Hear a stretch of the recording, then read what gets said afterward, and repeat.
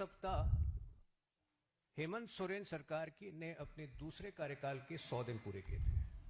जब उनकी सरकार बनी थी नवंबर के अंत में, तो हमें लगा था कि अपनी पुरानी हरकतों को छोड़कर वो राज्य के हित में कार्य करेंगे, करप्शन मुक्त राज्य की स्थापना का एक प्रयास करेंगे। लेकिन हमारा अनुमान गलत था।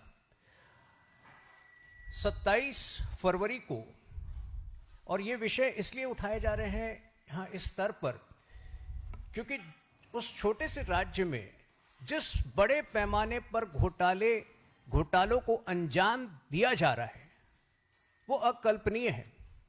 लेकिन दिल्ली से दूरी होने के कारण बहुत सारी ऐसी बातें, बहुत सारे ऐसे विषय जो हैं वो राष्ट्रीय मीडिया में नहीं आ पाते हैं, और जिससे सोरेन सरकार को एक खुली छूट मिल जाती है इस देश को, अपने राज्य को लूटने की। मित्रों, 27 फरवरी को एक कैग की रिपोर्ट प्रस्तुत की गई थी झारखंड की असेंबली में। स्वास्थ्य संबंधी जो परफॉर्मेंस रही है राज्य के तमाम स्वास्थ्य विभागों की, उस विषय पर यह रिपोर्ट थी। और इसमें जो तथ्य सामने आए हैं वो आपको हैरान कर देंगे। 19,125.88 करोड़ का कोई हिसाब नहीं है, जिसमें कि 5,209 उपयोगिता प्रमाण पत्र,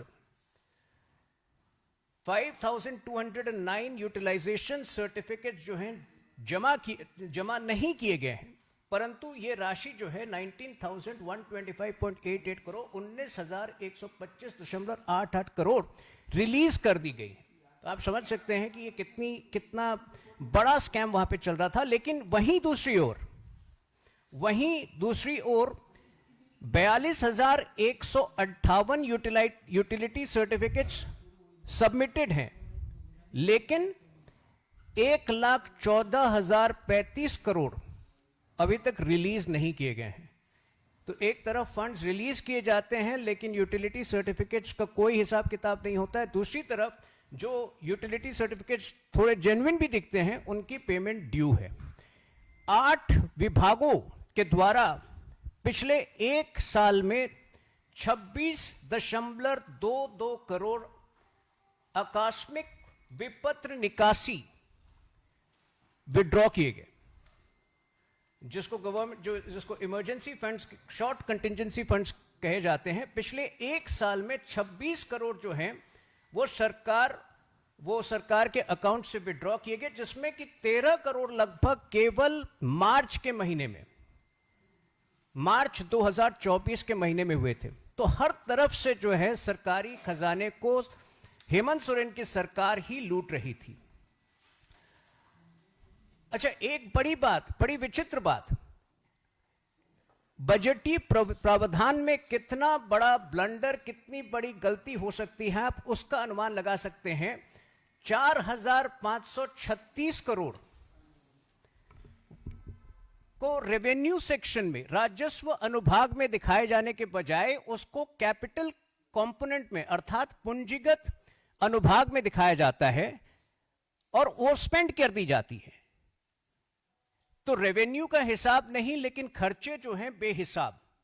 वहीं दूसरी ओर पूरे कोविड के दौरान और उसके बाद जो कमियां और जो खामियां पूरे राज्य की स्वास्थ्य व्यवस्था में पाई गई, उसका वर्णन अगर करें तो आप समझ सकते हैं कि दिल्ली में जो केजरीवाल का हाल था, उससे बुरा हाल आज झारखंड का है। मार्च 2022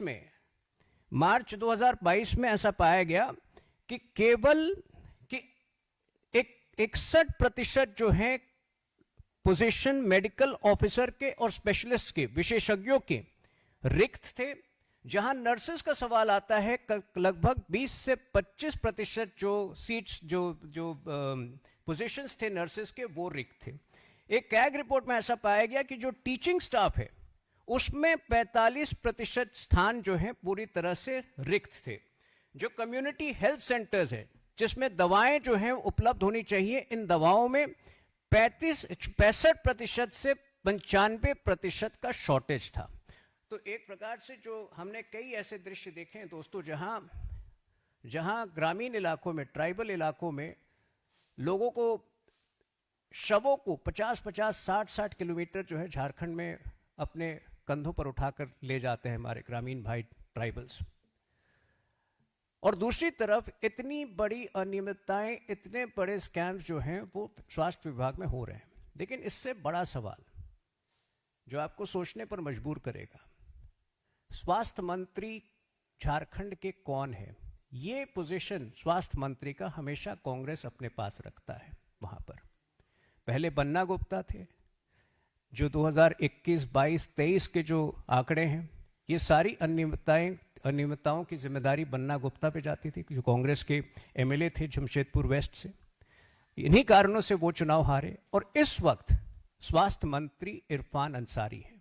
सवाल ये उठता है कि क्या कांग्रेस विशेष रूप से हेल्थ मिनिस्ट्री को झारखंड में अपने पास रखती है ताकि वो झारखंड को अपना एक एटीएम बना सके? और सवाल जो है ये राहुल गांधी तक जाता है, क्योंकि हमने देखा है कि जहां जहां कांग्रेस को मौका मिलता है वो सरकारें बनाती ही है राज्यों में, ताकि सरकार को लूट सके। और उसका एक और उदाहरण झारखंड की सरकार में दिखता है, जहां की हेमंत सोरेन की सरकार में कांग्रेस भी प्रतिभागी है। देखिए, जो विकट स्थिति वहां स्वास्थ्य व्यवस्था की है उसका वर्णन तो मैंने आपको दिया, लेकिन अभी 31 जनवरी 2025 को एक बड़ा ही तुगलकी फरमान जो है झारखंड सरकार ने इसी क्षेत्र में हेल्थ संबंधी एक बड़ा ही तुगलकी फरमान जारी किया है। इस फरमान के जरिए आयुष्मान भारत में जो कवरेज है, जो कवरेज प्रदान किए जा रहे हैं, जो अस्पताल आयुष्मान भारत के कवरेज में इंक्लूडेड हैं, उनमें जबरदस्त कमी की गई है और यह लागू होगा 1 अप्रैल से। इसके अनुसार झारखंड राज्य में ग्रामीण क्षेत्रों में निजी अस्पतालों में न्यूनतम बेड की संख्या 30 होनी चाहिए। अगर आप आयुष्मान भारत के कवरेज में आना चाहते हैं तो आपको अर्बन क्षेत्रों में कम से कम 30, माफ कीजिएगा, ये ग्रामीण क्षेत्रों में कम से कम 30 बेड होने चाहिए। आप सोच सकते हैं ग्रामीण क्षेत्र में कोई ऐसा अस्पताल होगा झारखंड के अंदर जहां की 30 बेड का अस्पताल मौजूद हो? शायद एक भी नहीं होगा। दूसरी ओर अर्बन क्षेत्रों में 50 बेड होना अनिवार्य है अगर आप आयुष्मान भारत के कवरेज में इंक्लूड होना चाहते हैं तो। कुल मिलाकर अर्बन क्षेत्र में भी अगर आप जमशेदपुर, रांची, धनबाद, बोकारो, हजारीबाग को छोड़ दें, और जिनमें इन 4-5 शहरों का जो मैंने नाम लिया, इसमें भी कुल मिलाकर मात्र आपको 18 या 20 अस्पताल मिलेंगे जिनमें कि 50 बेड मौजूद है। तो एक तरह से ये घुमाकर आयुष्मान भारत के कवरेज से झारखंड की जनता को वंचित करने का प्रयास है। और देखिए किस षड्यंत्र के तहत किया गया है। ये केजरीवाल की तरह सीधे सीधे नहीं कह रहे हैं, ये ममता बनर्जी की तरह सीधे सीधे नहीं कह रहे हैं कि हम ये स्कीम लागू नहीं करेंगे। ये ऐसे ऐसे प्रावधान ला रहे हैं जिससे कि इसका कवरेज मुश्किल हो जाएगा और लगभग असंभव हो जाएगा। मैं आपको याद दिलाना चाहता हूं कि आयुष्मान भारत की शुरुआत झारखंड से ही पहला राज्य था जिसमें आयुष्मान भारत, जब रघुवर दास की सरकार थी तो तुरंत इंप्लीमेंट किया था। और उस वक्त ग्रामीण क्षेत्रों में कई ऐसे डॉक्टर्स थे जिन्होंने 2-2, 3-3 बेड, जिन्होंने आयुष्मान भारत के कवरेज पाने के लिए, अपने आप को स्कीम में शामिल करने के लिए छोटे छोटे अस्पताल अपने घर से में खोल दिए थे। आप सोचिए रातों रात उनको कितना बड़ा नुकसान होने वाला है। और ये झारखंड की राज्य सरकार की, ये हेमंत सोरेन की क्रूरता दिखाता है।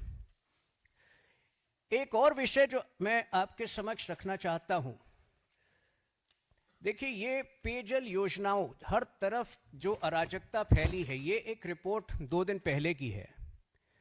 पूरे राज्य सरकार में पेयजल योजनाओं में जितना बजट निर्धारित किया गया था इस वर्ष के लिए 4,500 करोड़ निर्धारित किए गए थे, जिसमें मात्र 438 खर्च हुए हैं, अर्थात केवल 10% राशि ही खर्च हुआ है। बड़े बड़े प्रोजेक्ट, रांची के गेतलसूद डैम के रिंग रोड का पाइपलाइन, उसमें मात्र 15% काम हुआ है। धनबाद में बागमारा के फेज 1 और 2 में मात्र 20% काम हुआ है। जमशेदपुर के कई इलाकों में जहां पानी की कमी है, 8 सालों में कोई भी आगे काम नहीं हो पाए। तो आप समझ सकते हैं, जब पूरा 4500 करोड़ अगर आवंटित किया जाता है, उसमें मात्र 10% खर्च हो रहे हैं, तो बाकी पैसे कहां जा रहे हैं? स्वास्थ्य में करप्शन, स्वास्थ्य में भ्रष्टाचार, पेयजल योजनाओं में भ्रष्टाचार, और ये भ्रष्टाचार का लिस्ट इतना लंबा है कि शायद मैं आपको 24 घंटे भी इसमें अगर मैं शुरू हो जाऊं तो 24 घंटे भी कम पड़ेंगे, लेकिन एक जिस्ट मैं बता रहा हूं। अब हम आते हैं जो दूसरी हरकतें हेमंत सोरेन सरकार की रही है, घोर तुष्टीकरण की, उस पर भी एक नजर डाल दे। अभी पिछले सप्ताह होली के दिन हमने देखा कि घोड़थंबा नाम का एक इलाका है गिरिडीह में, जहां विकास शाह नाम के एक व्यक्ति को पुलिस ने बहुत क्रूरता से मारा, उनके शरीर को पूरी तरह से जख्मी किया। उसका कारण क्या था? एक मुस्लिम बहुल इलाके में वो और उनका परिवार खुलकर होली खेलना चाहता था। इसके बाद हमारे कई नेतागण, बाबूलाल मरांडी जी उनसे मिलने गए, परिवार से मिले, रघुबर दास जी गए, और उस प्रताड़ना को देखकर वो हैरान है कि केवल एक मुस्लिम बहुल एरिया में एक हिंदू परिवार आज वहां होली नहीं खेल पा रहा है। और ये घटना जो है, ये एक झारखंड के लिए एक आदत सी बन गई है। होली में अगर ये वारदात गिरिडीह में हुई है, तो मात्र उसके 15 दिन पहले महाशिवरात्रि में हजारीबाग में यही चीज देखने को मिला। नाम बदल सकते हैं, कहीं वो विकास शाह विक्टिम हो सकता है, कहीं वो अंकित दुबे हो सकता है, माफ कीजिएगा अंकित दुबे नहीं, दूसरा था। लेकिन हर बार, हर साल हम देखते हैं कि पर्व त्योहार के मौसम में ममता बनर्जी की तरह हेमंत सोरेन में भी यही मानसिकता है कि ये हिंदू इलाका है, ये मुस्लिम इलाका है, हिंदू जो है वो मुस्लिम इलाके से दूर रहिए। मैं हेमंत सोरेन को बताना चाहता हूं कि योगी जी से सीख लीजिए। कितने डिस्ट्रिक्ट्स हैं उत्तर प्रदेश में? 75। कितने डिस्ट्रिक्ट झारखंड में? 24। यूपी की पॉपुलेशन क्या है? 24 करोड़। झारखंड की पॉपुलेशन है 3.5 करोड़। अगर 3.5 करोड़ की पॉपुलेशन में और मात्र 24 डिस्ट्रिक्ट में वो लॉ एंड ऑर्डर की व्यवस्था नहीं कर पा रहे हैं, तो किस बात के लिए मुख्यमंत्री बने? और यहीं से मैं दूसरे विषय पर आता हूं, जो कि जनसांख्यिकी का विषय है, डेमोग्राफी डिस्टॉर्शन का विषय है। यहां पर हमने निरंतर देखा है कि पाकुर, साहिबगंज और डुमका के क्षेत्र में इन्होंने खुली छूट दे रखी है झारखंड की सरकार ने कि आप आइए, बांग्लादेश के रेफ्यूजीज जो हैं, वो बांग्लादेश के जो रेफ्यूजी गलत शब्द होगा, लेकिन बांग्लादेश के जो इलीगल माइग्रेंट्स हैं, आप आइए, बसिए। और यहां पर अब बड़ी संख्या में अब आतंकवादी गतिविधियां भी पनप रही हैं। अभी हाल फिलहाल में जमातुल मुजाहिदीन बांग्लादेश का एक खूंखार आतंकवादी अब्दुल मामून वहां गिरफ्तार हुआ था। यह व्यक्ति 6 जनवरी को मुर्शिदाबाद के इलाके से पाकुर में आकर बसा था और इसने पाकुर के इलाके के 15 लोगों को ट्रेनिंग देने का काम किया था, उनको ट्रेन कर रहा था। अब सवाल यह उठता है कि ये जो एक इंसिडेंट हुआ जहां की हेमंत सोरेन की पुलिस ने इसको गिरफ्तार कर लिया, हम ये मानते हैं कि उस पूरे इलाके में, संतल परगना में, कई ऐसे टेरर मॉड्यूल जो हैं वो शुरू किए जा रहे हैं हेमंत सोरेन की निगरानी में, लेकिन राज्य सरकार कई इन मामलों पर को नजरअंदाज करती है। एक मामले पर जरूर जो है वो अपना वाहवाही बटोरने के लिए उन्होंने गिरफ्तार कर लिया, लेकिन कई ऐसी वारदातें पनप रही हैं। आपको पता होगा जनसांख्यिकी युद्ध जो है वहां पर बहुत समय से, एक लंबे समय से चल रहा है। वहां पर कई रूलिंग्स आए हैं हाई कोर्ट की। लास्ट रूलिंग जो है 30 अक्टूबर की है, जिसमें कि high court, Ranchi high court ने स्पष्ट रूप से कहा है कि एक पैनल का निर्माण हो जिसमें सेंट्रल गवर्नमेंट और स्टेट गवर्नमेंट दोनों के रिप्रेजेंटेटिव्स हों, और जो ये जनसंख्यिकी जो डिस्टॉर्शन हो रहा है, ये डेमोग्राफिक डिस्टॉर्शन हो रहा है, उसके सही कारणों का आकलन करें। राज्य सरकार की नॉन कोऑपरेशन के कारण यह पैनल अब तक गठित नहीं हो पाया है। अब तक उस इलाके में कोई ठोस कदम नहीं लिए गए हैं। अक्टूबर के पहले जुलाई में भी झारखंड हाईकोर्ट का एक रूलिंग था कि 5 इलाकों का उन्होंने विशेष तौर पर वर्णन किया था, जिसमें मूल तौर पे संथल परगना के एरिया शामिल थे, देवघर, डुमका, पाकुर, साहेबगंज जो सिद्धो कानों का इलाका था, आज ये लोग उसको औरंगजेब का इलाका बनाना चाहते हैं। देखिए, बिरसा मुंडा, ये एक बड़ा प्रश्न जो है यहां खड़ा होता है कि क्या बिरसा मुंडा की भूमि को हेमंत सोरेन औरंगजेब की भूमि बनाना चाहते हैं?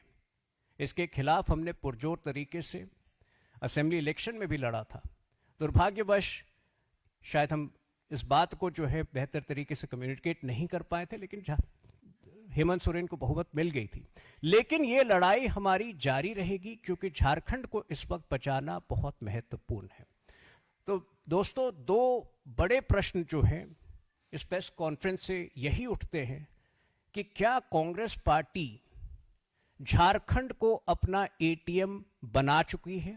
जैसे कि हर राज्य में जब वो लूट की प्रक्रिया शुरू करते हैं, हमेशा से झारखंड में जो हेल्थ मिनिस्टर रहा है वो कांग्रेस का रहा है, और जो बड़े पैमाने पर करप्शन आया है, हम ये मांग करते हैं कि जो मौजूदा हेल्थ मिनिस्टर है इरफान अंसारी, या तो वो सीबीआई की इंक्वायरी की पेशकश करे, हेमंत सोरेन को बोले कि एक सीबीआई की इंक्वायरी हो इस पूरे हेल्थ स्कैम में, और बन्ना गुप्ता जो कि पुराने हेल्थ मिनिस्टर थे, विशेष तौर पर उनको कटघरे में खड़ा किया जाए। दूसरा सवाल यही है कि क्या बिरसा मुंडा की भूमि को हेमंत सोरेन अपने तुष्टिकरण की नीतियों के द्वारा, विकृत नीतियों के द्वारा औरंगजेब की भूमि बनाना चाहते हैं, जो हम कतई नहीं होने देंगे। मित्रों, जो भी आपके प्रश्न हैं आप पूछें।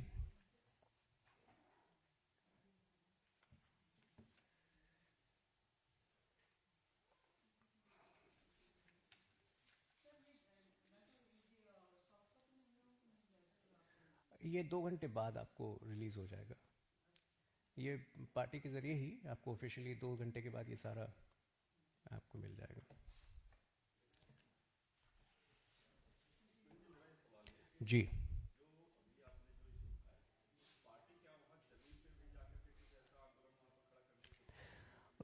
देखिए, शुक्रवार को घोड़थंबा में ये घटना हुई थी जहां की अंकित शाह को बेरहमी से मारा गया था, राइट्स हुए थे।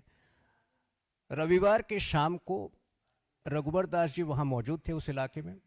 ऐसी तस्वीरें आपको, ऐसी वीडियोस आपने देखी होंगी जहाँ की स्वयं वो एरिया के सुपरिटेंडेंट ऑफ पुलिस से बात कर रहे हैं, सवाल पूछ रहे हैं कि इस तरह की हरकतें, ये पक्षपात क्यों हो रहा है। और अगले दिन सुबह बाबूलाल मरांडी जी भी वहाँ मौजूद थे। तो निरंतर ये बातें उठाई जा रही। लेकिन जैसा कि मैंने आपको शुरू में कहा, जैसा धनंजय जी ने भी कहा कि ये प्रेस कॉन्फ्रेंस इसलिए भी अनिवार्य हो गया था क्योंकि एक दूरी के कारण शायद बहुत सारी चीज़ें, बहुत सारी गड़बड़ियाँ जो हो रही है और जो बड़े स्तर पर हो रही हैं, अगर दिल्ली में वो होती तो आज जो है दिल्ली की सरकार यही कारणों से गई थी। लेकिन हेमंत सोरेन की सरकार निकलती जाती है, उसको मेरे ख्याल से राष्ट्रीय सुर्खियों में जब तक ये खबरें नहीं आएंगी या अनियमितताएं नहीं आएंगी, तब तक उनको एक खुली छूट मिल जाती है।